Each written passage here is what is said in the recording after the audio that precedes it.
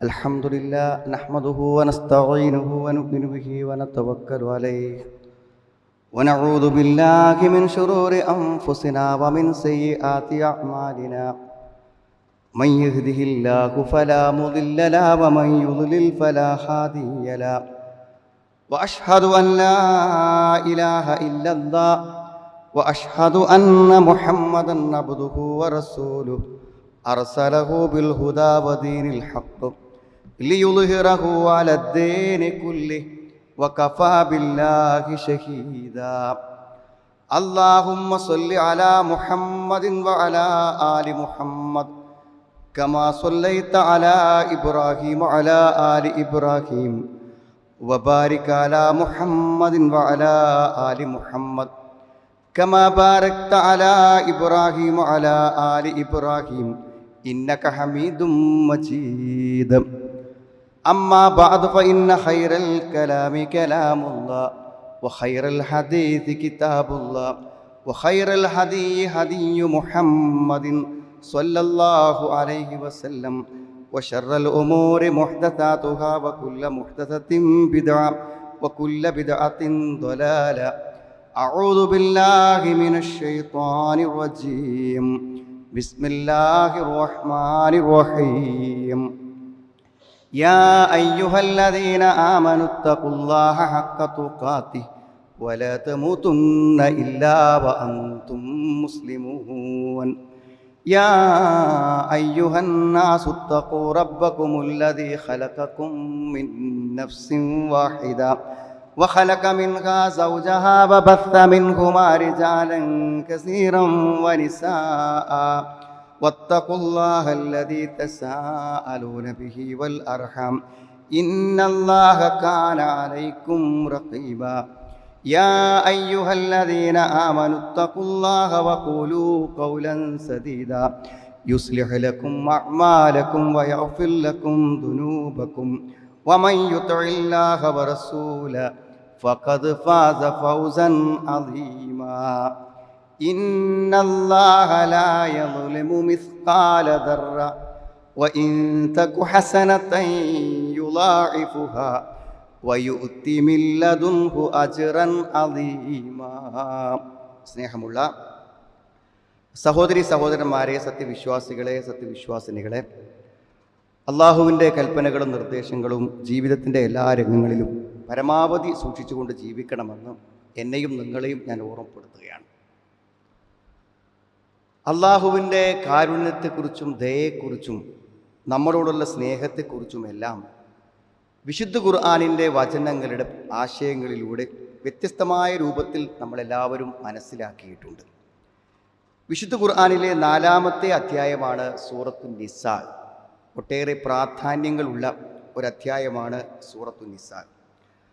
ആ സൂറത്തു നിസാഇനെ കുറിച്ച് മഹാനായ അബ്ദുല്ലാഹിബ്നു മസ്ഊദ് റളിയല്ലാഹു അൻഹു, നബി സ്വല്ലല്ലാഹു അലൈഹി വസല്ലമയുടെ ഏറ്റവും പ്രമുഖനായ സ്വഹാബിയാണ്. സഹാബത്തിൽ ഏറ്റവും വലിയ ഖുർആൻ വ്യാഖ്യാതാവാണ്. ആ മഹാനായ സ്വഹാബി വര്യൻ ഈ സൂറത്തിനെ കുറിച്ച് പറയുന്ന ഒരു വചനമുണ്ട്. സത്യത്തിൽ വിശുദ്ധ ഖുർആൻ അതിൻ്റെ ആശയങ്ങൾ അറിഞ്ഞുകൊണ്ട് മനസ്സാന്നിധ്യത്തോടുകൂടെ ഒരു പ്രാവശ്യമെങ്കിലും ഒന്ന് വായിക്കണമെന്ന് നമ്മളെല്ലാവരും ആത്മാർത്ഥമായി ആഗ്രഹിക്കേണ്ടതുണ്ട്. അത് അള്ളാഹു നമുക്ക് ഉപദേശമായി തന്നിട്ടുള്ള ഒരു മഹൽ ഗ്രന്ഥത്തിന് നമ്മൾ അർഹിക്കുന്ന പ്രാധാന്യം നൽകിയിട്ടുണ്ട് എന്നതിനുള്ള ഒരു തെളിവാണ്. ഒരു 10, 50, 60, 70 കൊല്ലം ജീവിച്ചിട്ട് ഞാൻ അതൊരു പ്രാവശ്യം പൂർണ്ണമായും മനസ്സാന്നിധ്യത്തോടെ അർത്ഥമറിഞ്ഞു വായിച്ചു എന്ന് പറയാൻ കഴിയുന്നില്ലെങ്കിൽ തീർച്ചയായും നമ്മൾ ആ വിശുദ്ധ ഖുർആനിനെ അർഹിക്കുന്ന ഒരു വില കൽപ്പിച്ചില്ലെന്നല്ലേ വരിക. അതുകൊണ്ട് തീർച്ചയായും നമ്മൾ അങ്ങനെ ആഗ്രഹിക്കേണ്ടതുണ്ട്. കാരണം വിശുദ്ധ ഖുർആനിലെ ആശയങ്ങൾ അത്രത്തോളം നമ്മുടെ ജീവിതത്തെ സ്വാധീനിക്കുവാനും നമ്മളെ നന്മയിലേക്ക് വഴി കാണിക്കുവാനും നമ്മുടെ മനസ്സുകൾക്ക് വെളിച്ചം പകരുവാനും പറ്റും. ഈ സൂറത്തു നിസാഇനെ കുറിച്ച് ഇബ്നു മസ്ഊദ് റളിയല്ലാഹു അൻഹു പറഞ്ഞത്, ഇന്ന ഫീ സൂറത്തിൻ നിസാഇ ല5 ആയാത്ത്. ഈ സൂറത്തു നിസായിൽ 5 വചനങ്ങളുണ്ട്. മാ യസുറുനി അന്നലി ബിഹദ് ദുനിയ വമാ ഫീഹാ. ഈ ദുനിയാവും അതിലുള്ളത് മുഴുവനും എനിക്ക് കിട്ടിയാലും എനിക്കതിനേക്കാളും എല്ലാം ഇഷ്ടം ഈ 5 വചനങ്ങളാണ്. ദുനിയാവിലുള്ള മുഴുവൻ എനിക്ക് കിട്ടുന്നതിനേക്കാളും എനിക്കിഷ്ടം ഈ 5 വചനങ്ങളാണെന്ന്. ഇപ്പോൾ സഹോദരങ്ങളെ, ഈ ഭൗതിക ജീവിതം മുഴുവൻ നമുക്ക് സ്വന്തമായി തീരുന്നതിനേക്കാളും സന്തോഷവും ആഹ്ലാദവും പകരാൻ ഈ വചനങ്ങൾക്ക് പറ്റുമെന്നല്ലേ സത്യത്തിൽ ഇതിൻ്റെ അർത്ഥം?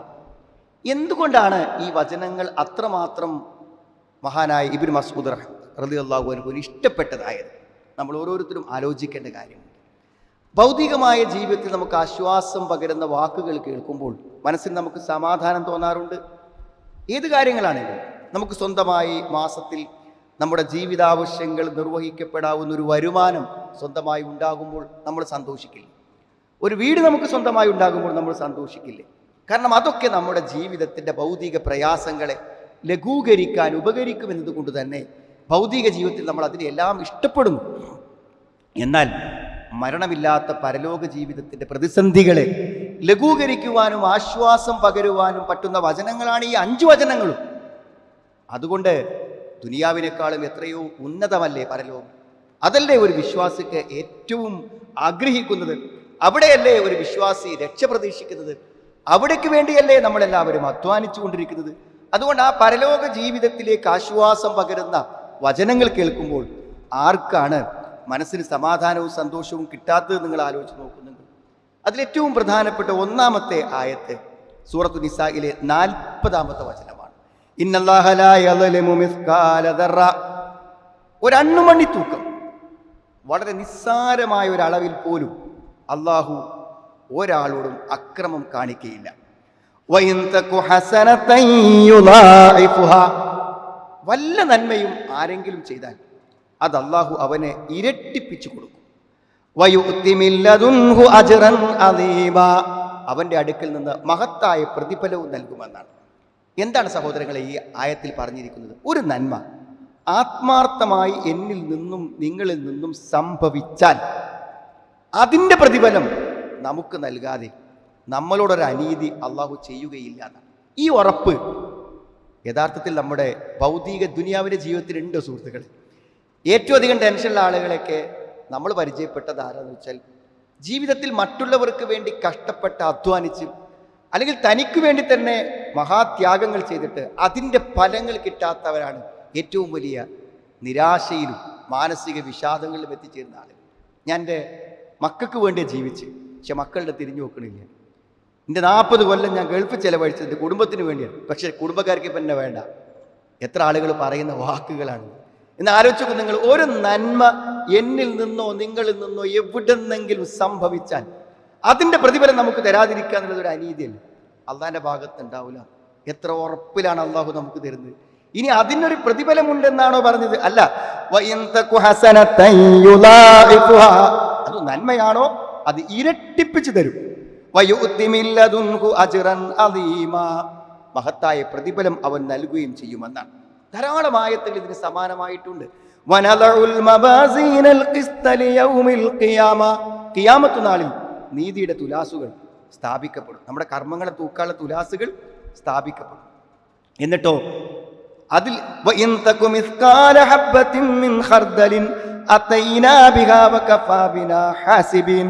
അതൊരു മിസ്കാലു ഹബ്ബത്താണ്. ഒരു ധാന്യമണിയുടെ നിസ്സാരമായ ഒരളവും ഒരു തൂക്കവുമാണെങ്കിലും അത് ഞാൻ കൊണ്ടുവരും. ആ നന്മ എവിടെ വെച്ച് ചെയ്തതാണെങ്കിലും അതിൻ്റെ പ്രതിഫലം നിങ്ങൾ കൊടുന്നിരുന്നു. ഇത്ര ഉറപ്പുണ്ടായിട്ട് നമ്മളൊക്കെ എത്ര താല്പര്യമുണ്ട് ഒരു സുബ്ഹാനല്ലാഹ് പറയാൻ. ഒരു ഫർദസ്കാരം കഴിഞ്ഞാൽ ആ ദിക്റും തസ്ബീഹും നമുക്ക് എത്ര ആശ്വാസവും പ്രതീക്ഷയായിരിക്കുന്നു. ഒരു നന്മ സംഭവിച്ചു പോയിട്ടുണ്ടോ അതവിടെ പരലോകത്ത് കൊടുന്നേരുന്നു, എവിടെയും പോകില്ല. സുഹൃത്തുക്കൾ, ആശ്വാസം നൽകുന്നൊരു വചനം തന്നെയല്ലേ? നന്മ ചെയ്യുന്നവരെ സംബന്ധിച്ചിടത്തോളം ആശ്വാസമുള്ളൊരു വചനമാണ്.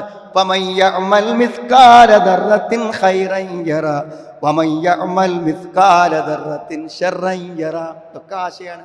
അണിമണി തൂക്കം നന്മ ചെയ്താൽ അവിടെ കാണും, അണിമണി തൂക്കം തിന്മ ചെയ്താൽ അവിടെ കാണും. ഈ ഷഫാഅത്തിനെ കുറിച്ച് പറയുന്ന ദീർഘമായ ഒരു ഹദീസുണ്ട്. ആ ഹദീസിൻ്റെ വിശദീകരണത്തിൽ കാണാൻ പറ്റും. നരകത്തേക്ക് കുറേ ആൾക്കാർ പോകും. റസൂലുള്ളാഹി സ്വല്ലല്ലാഹു അലൈഹി വസല്ലമക്ക് അള്ളാഹു നിശ്ചയിച്ചു കൊടുക്കുന്ന ആളുകൾക്ക് ആ ശുപാർശ കൊണ്ട് നരകത്തുനിന്ന് പുറത്തേക്ക് വരേണ്ട ആൾക്കാർ. അങ്ങനെ ഓരോ ഘട്ടത്തു നിന്നും നരകക്കാർ പുറത്തേക്ക് ഇങ്ങനെ വരുമ്പോൾ ഒരിക്കൽ അള്ളാഹു പറയുന്നുണ്ട്, ഇർജിഉ ഫമൻ വജത്തും ഫീ ഖൽബിഹി മിസ്കാല ദീനാരിൻ മിൻ ഖൈർ ഫഅഖ്രിജൂഹു. ഏതെങ്കിലും ഒരുത്തൻ്റെ മനസ്സിൽ ഒരു ദീനാറ് അളവിൽ നന്മയുണ്ടെങ്കിൽ അവൻ ആ നരകത്തിന് പുറത്തേക്ക് എടുത്തളിന്ന് അള്ളാഹു പറയുന്നതാണ്. ഫയുഖ്രിജൂന ഖൽഖൻ കതീറ, അങ്ങനെ കുറേ ആൾക്കാർ അപ്പോൾ നരകത്തിൽ നിന്ന് വരുന്നുണ്ട്. ഒരു നന്മക്ക് മനസ്സിൽ അവശേഷിക്കുന്ന ആത്മാർത്ഥമായ ഒരു നന്മക്ക് അവരെ നരകത്തിൽ നിന്ന് ഇടാൻ പറയാണ്.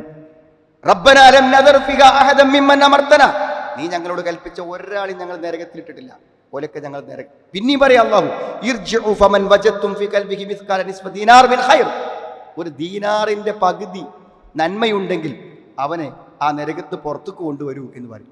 അപ്പോഴും കുറേ ആളുകൾ എന്ത് ചെയ്യും? നരകത്ത് പോരും. ഇർജിഉ ഫമൻ വജത്തും ഫി ഖൽബിഹി മിസ്കാല ദർറത്തിൻ മിൻ ഖൈർ, അവസാനം പറയണം അണ്ണുമണി തൂക്കം നന്മ ഖൈർ ഒരുത്തൻ്റെ മനസ്സിലുണ്ടെങ്കിൽ അവനെ നിങ്ങൾ നരകത്ത് നിന്ന് പുറത്തേക്കിടിയും എന്ന് പറയുമ്പോൾ ധാരാളം ആളുകൾ വീണ്ടും പുറത്തേക്ക് വന്നുകൊണ്ടിരിക്കുന്നതാണ്. എന്നിട്ട് ഈ ആയത്താണ് ഓതിയത്, ഇന്നല്ലാഹ ലാ യദ്ലിമു മിസ്കാല ദർറ, അണ്ണുമണി തൂക്കം. അപ്പോൾ ഒരു നന്മ നമ്മളിത് സംഭവിച്ചിട്ടുണ്ടെങ്കിൽ അത് പരലോകത്ത് കണ്ടെത്തും. എത്ര വലിയ ഉറപ്പ സൂത്രം അള്ളാഹു തരുന്നത്, എത്ര വലിയ ആശ്വാസത്തിൻ്റെ വചനമാണ്. അപ്പോഴേ നമുക്ക് ഉപകാരപ്പെടുന്ന നഷ്ടപ്പെടാത്ത നന്മ എന്ന് പറഞ്ഞാൽ നമ്മൾ അങ്ങോട്ട് വേണ്ടി ചെയ്യുന്ന കാര്യങ്ങളാണ്. രണ്ടാമത്തെ വചനം ഇൻ തജ്തനിബൂ കബായിറ മാ തുൻഹൗന അൻഹു നുകഫിർ അൻകും സയ്യിആതികും വനുദ്ഖിൽകും മുദ്ഖലൻ കരീമാ, നിങ്ങൾ വൻ ദോഷങ്ങൾ ഉപേക്ഷിക്കുകയാണെങ്കിൽ ചെറുപാപങ്ങൾ നിങ്ങൾക്ക് നാം പുറത്തു തരാം, എന്നിട്ട് മാന്യമായ സ്വർഗത്തിൽ നിങ്ങളെ പ്രവേശിപ്പിക്കുകയും ചെയ്യാം. ഇതൊക്കെ അള്ളാഹുവിൻ്റെ വാഗ്ദത്തമാണ്. ഇതൊന്നും പടച്ചോൻ ലംഘിക്കൂല. വൻപാപങ്ങൾ ഉപേക്ഷിക്കാൻ ഇത് കേൾക്കുമ്പോൾ പല സുഹൃത്തുക്കളും നമ്മുടെ മനസ്സിലേക്ക് ഓടി വെത്തു. എന്താ അറിയാം, എല്ലാം അവരെ പരിചയമുള്ള മക്കളും ഭാര്യമാരും ഭർത്താക്കന്മാരൊക്കെ എന്താ പറയാറ്, തഹജ്ജുദ് നിസ്കരിക്കും, ജമാഅത്തിന് പള്ളിയിലെത്തും, എല്ലാ കാര്യം ചെയ്യും. പക്ഷേ ഏറ്റവും മാരകമായ ശിക്ഷയുണ്ടെന്നല്ല ഉറപ്പിച്ചു പറഞ്ഞ മഹാപാപങ്ങൾ ചെയ്യുന്നുണ്ടാവും. മറ്റൊരുത്തൻ്റെ ധനം അപഹരിക്കാൻ പറ്റും, സുഹൃത്തുക്കളെ സിഹർ ചെയ്യാൻ പറ്റും, അനാഥൻ്റെ സ്വത്ത് തിന്നാൻ പറ്റും, വ്യഭിചരിക്കാൻ പറ്റും. പല പ്രാവശ്യം ഭാര്യയോട് സത്യം ചെയ്ത് പ്രതിജ്ഞ ചെയ്ത് അള്ളാൻ്റെ പേരിൽ വാക്ക് പറഞ്ഞു, പിന്നെയും ഭാര്യ പിടിക്കുന്നു, ഭാര്യയെ ഭർത്താവ് പിടിക്കുന്നു.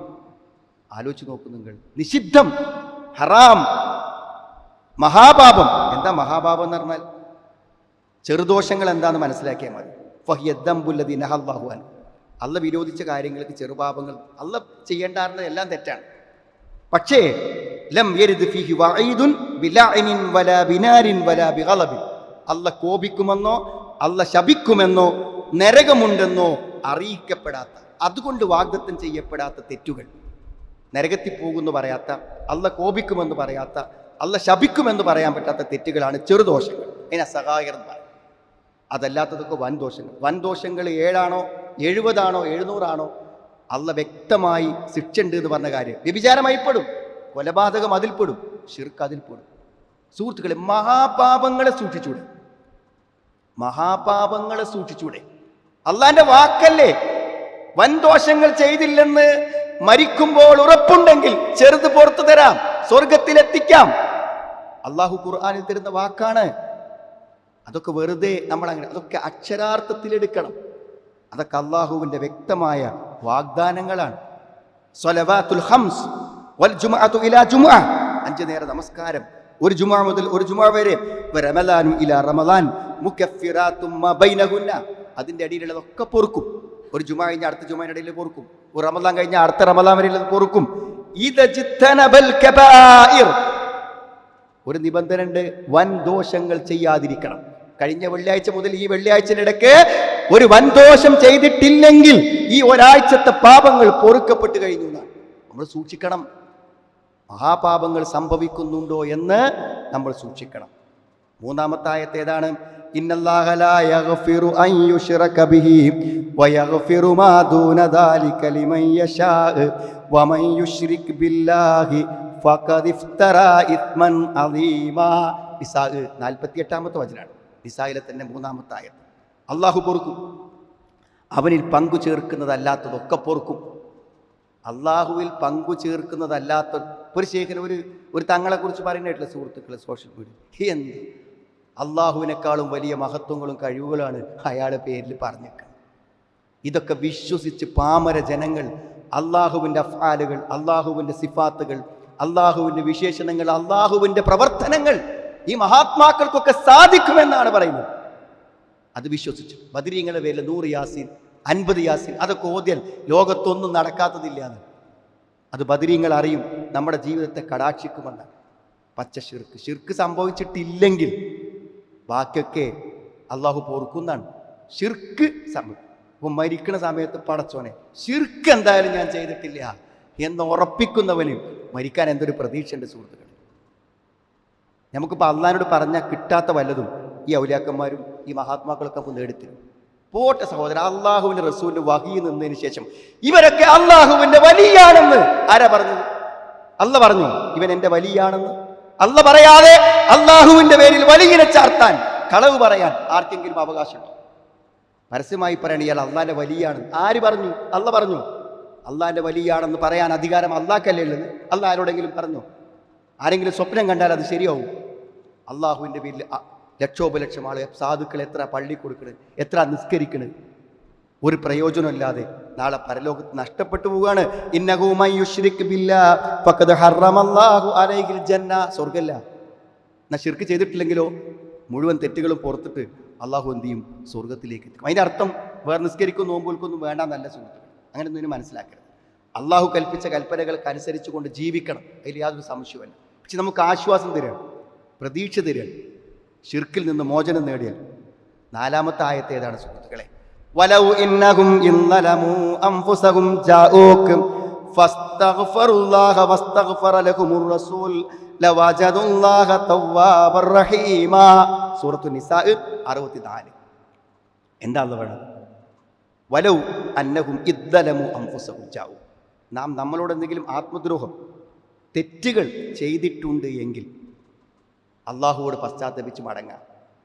മാത്രമല്ല അള്ളാഹുവിൻ്റെ റസൂൽ അവർക്ക് വേണ്ടി പാപമോചനം തേടുകയും, റസൂലുള്ള ജീവിച്ചിരിക്കുന്ന സമയത്താണെങ്കിൽ എനിക്ക് വേണ്ടി ഒന്ന് പ്രാർത്ഥിക്കണം, എനിക്ക് വേണ്ടി പാപമോചനം തേടണമെന്ന് പറഞ്ഞാൽ അള്ളാഹുവിൻ്റെ റസൂൽ സല്ലല്ലാഹു അലൈഹി വസല്ലമ അവർക്ക് വേണ്ടി ചോദിക്കും. അത് അള്ളാഹു പ്രത്യേകമായി സ്വീകരിക്കും. എന്നിട്ടോ അള്ളാഹു ലവജദുല്ലാഹ തവ്വാബർ റഹീമ. അള്ളാഹുവിനെ അവർ കണ്ടെത്തും. എല്ലാം പശ്ചാത്താപം സ്വീകരിക്കുന്നവനും കരുണാനിധിയുമായിട്ട് അന്നെ അവർ കണ്ടെത്തുന്നതാണ്. സുഹൃത്തുക്കൾ, ആത്മാർത്ഥമായി പശ്ചാത്തപിക്കുക. നമ്മളൊന്നും മരിച്ചിട്ടില്ലല്ലോ, നമ്മളൊക്കെ ഇപ്പോൾ ജീവിച്ചിരിക്കുന്ന ആൾക്കാരല്ലേ. എന്തപ്പോൾ കഴിഞ്ഞ കാലം ചെയ്ത തെറ്റുകൾക്ക് ആത്മാർത്ഥമായി അള്ളാഹുവിലേക്ക് മടങ്ങാൻ എന്താണ് തടസ്സം? ഒന്ന് മനസ്സ് തട്ടി പടച്ചോനോട് നമ്മുടെ തെറ്റുകൾ ഏറ്റുപറഞ്ഞൊന്ന് പൊറുക്കലിനെ തേടാൻ എന്താണ് സഹോദരങ്ങളെ തടസ്സം?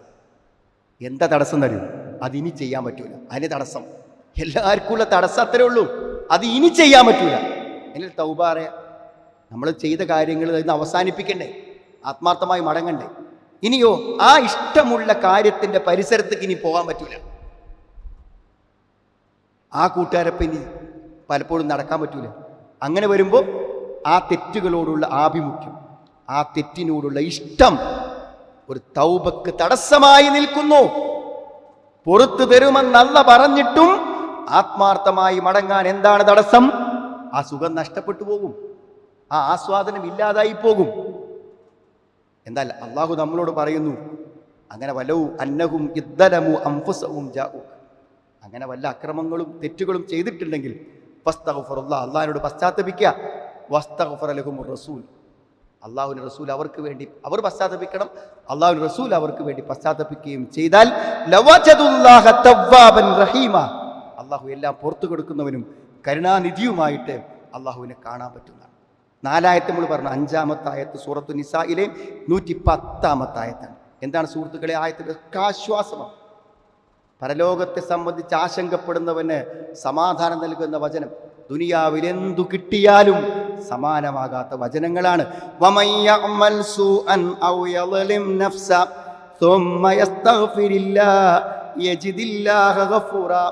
അല്ലാഹുവിനെ അവൻ അല്ലാഹുവിന്റെ അടുക്കലേക്ക്, വമൻ യഅമൽ സൂഅൻ, ആരെങ്കിലും തെറ്റുകൾ പ്രവർത്തിച്ചു, ഔ യളിം നഫ്സു, തന്നോട് ആത്മദ്രോഹം ചെയ്തു. ഓരോ തെറ്റും നമ്മളെ നശിപ്പിക്കാനാണ്. ഏത് തെറ്റ് ചെയ്യുമ്പോഴും ആ തെറ്റിൻ്റെ ദുരന്തം നമ്മളെത്തേക്ക് എന്നെ മടങ്ങി വന്നുകൊണ്ടിരിക്കും. സുമ്മ യസ്തഗ്ഫിരില്ലാഹ്, എന്നിട്ട് അള്ളാഹുവിനോട് പശ്ചാത്തപിച്ച് മടങ്ങുകയാണെങ്കിൽ അള്ളാഹുവിനെ പൊറുക്കുന്നവനായി അവന് കണ്ടെത്താൻ പറ്റും എന്നാണ് പറയുന്നത്. എന്തെങ്കിലും തെറ്റുകൾ സംഭവിച്ചതെന്ന് ആത്മാർത്ഥമായി മാറും. അതൊരു മാറ്റമാണ്. ജീവിതത്തെ സമ്പൂർണ്ണമായി മാറ്റാനുള്ള തീരുമാനം. ജീവിതത്തിൽ നിന്ന് പൂർണ്ണമായ തിന്മകളിൽ നിന്ന് മാറി നന്മയിലൂടെ മുന്നോട്ട് പോകാനുള്ള ഒരു തീരുമാനമാണ്. സഹോദരങ്ങളെ, വിശുദ്ധ ഖുർആൻ വിശകലനം ചെയ്ത് പഠിക്കുമ്പോൾ അഫല യതദബ്ബറുൽ ഖുർആൻ, മനസ്സ് തുറക്കാനുള്ള മാർഗം ഖുർആൻ പഠിക്കൽ. നമ്മൾ ഖുർആൻ ആത്മാർത്ഥമായി പഠിക്കുമ്പോൾ നമ്മുടെ ജീവിതം മാറും.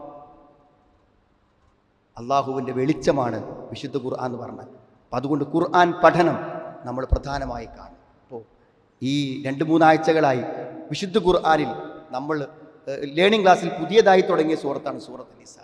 ആ സൂറത്ത് നിസാഇൻ്റെ ആമുഖം വായിച്ചപ്പോഴാണ് ഈ കാര്യം ശ്രദ്ധയിൽപ്പെട്ടത്. സത്യത്തിൽ ആ ക്ലാസ്സിന് വരുന്ന ആളുകൾക്ക് ആശയം അപ്പം തന്നെ കിട്ടും. നമുക്ക് കിട്ടുന്നുണ്ടോ?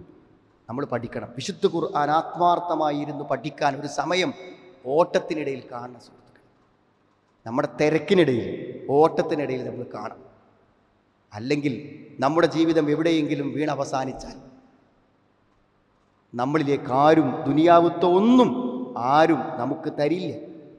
എല്ലാം നമ്മളിൽ നിന്ന് എടുത്തു കൊണ്ടുപോവുക മാത്രമേ ചെയ്യൂ. കാതിലെ ചുറ്റും കഴുത്തിലെ ആഭരണങ്ങളും അഴിച്ചു വെച്ചാണ് ഉമ്മാനെ മയ്യത്ത് കുളിപ്പിക്കാൻ വേണ്ടി മക്കൾ കിടത്തുക. എന്തെങ്കിലും പുതിയ ആഭരണങ്ങൾ ആരെയും ധരിപ്പിക്കില്ല. പുതിയ സൗകര്യങ്ങൾ ആർക്കു വേണ്ടിയും ചെയ്യില്ല. ലോകത്തെ ഏത് വലിയവൻ മരണപ്പെട്ടാലും മണ്ണിനടിയിൽ 3 കഷ്ണം തുണിയാണ് അവനുള്ളത്.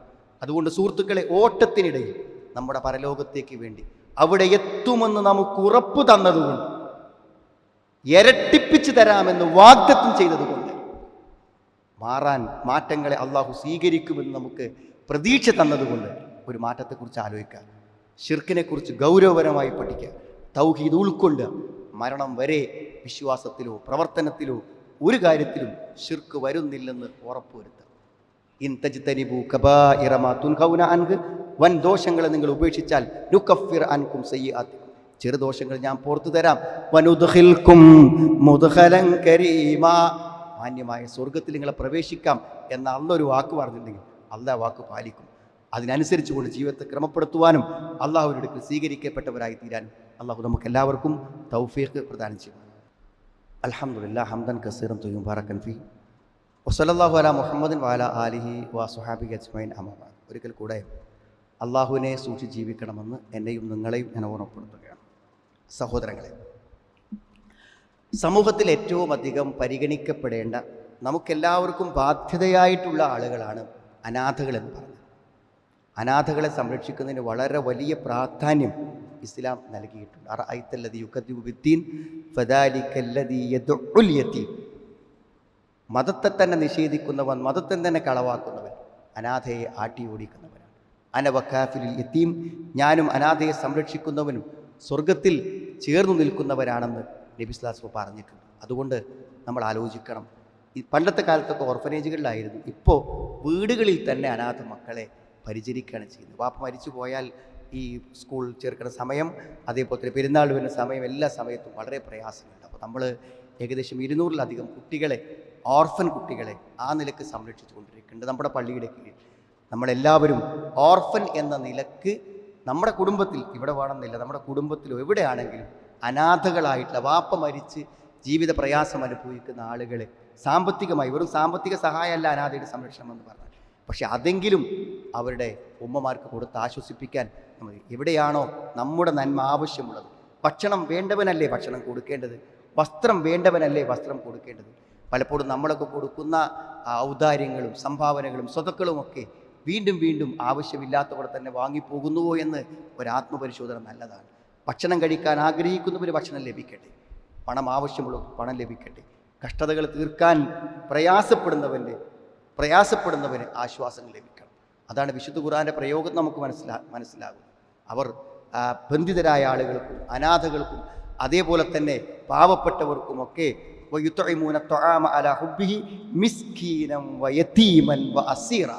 അവർ ഭക്ഷണം കൊടുക്കും എന്ന് പറഞ്ഞിട്ട് അള്ളാഹു ആർക്കുന്ന് അലാഹുബി, അതിനോട് ഇഷ്ടമുണ്ടായി ഇങ്ങോട്ട് അവർ ഭക്ഷണം കൊടുക്കും. ആർക്ക്? മിസ്കീൻ തന്നെ കുറച്ചൊക്കെ നിവർത്തിയുള്ള ആളാണ്, പക്ഷെ എന്നാലും ആരോടും ചോദിക്കാതെ ജീവിക്കുന്ന ആളാണ്. യതീം അനാഥനാണ്. സംരക്ഷിക്കാൻ എല്ലാവരും, മക്കളെ സംരക്ഷിക്കാനായി എല്ലാ പിതാക്കളും അധ്വാനിക്കുമ്പോൾ അവന് പണം കണ്ടെത്താൻ ഒരു പിതാവ് ഇന്ന് ഈ ഭൂമിയിലില്ല. ആ പിതാവിൻ്റെ സ്ഥാനം ബാക്കിയുള്ളവർ പരിഹരിച്ചു കൊടുക്കണമെന്നാണ്. വാസീറ ബന്ധനസ്ഥനെയും ആവശ്യമുള്ളവർക്ക് ആവശ്യമുള്ളത് നൽകാൻ പരിശ്രമിക്കുമ്പോഴാണ് നമുക്കത് പരലോകത്ത് ഗുണകരമാകുന്നു, ഏറ്റവും പ്രതിഫലാർഹമാകുന്നു. നന്മകളിൽ പൂർണ്ണമായി സഹകരിക്കുവാനും നല്ല അവസരങ്ങളെ കണ്ടെത്തി നന്മ ചെയ്യുവാനും അതിൻ്റെ പ്രതിഫലം പരലോകത്ത് അനുഭവിക്കുവാനും അള്ളാഹു നമുക്ക് എല്ലാവർക്കും തൗഫീഖ് പ്രദാനം ചെയ്യുമാറാവട്ടെ. വിശ്വാസത്തിലും കർമ്മത്തിലും എല്ലാം വിശുദ്ധി പാലിക്കുവാനുള്ള തൗഫീഖ് അള്ളാഹു ഞങ്ങൾക്ക് നീ പ്രദാനം ചെയ്യണമെന്നാണ്. ഞങ്ങൾ ചെയ്ത എല്ലാ നന്മകളുടെയും പ്രതിഫലങ്ങളെ ഇരട്ടിക്കിരട്ടിയായി കൊണ്ട് പരലോകത്ത് കണ്ടെത്താൻ കഴിയുന്ന സൗഭാഗ്യവാന്മാർ ഞങ്ങൾ ഉൾപ്പെടുത്തണമേ റഹ്മാൻ. രോഗങ്ങളും ബുദ്ധിമുട്ടുമുള്ള ആളുകൾ, മാരകമായ പ്രതിസന്ധികളുള്ള ആളുകൾ എല്ലാവരും നമ്മളോട് പ്രാർത്ഥിക്കാൻ ആവശ്യപ്പെട്ടുകൊണ്ടിരിക്കുന്നതാണ്. അള്ളാഹു അവരുടെ രോഗങ്ങളെ സുഖപ്പെടുത്തണമേ.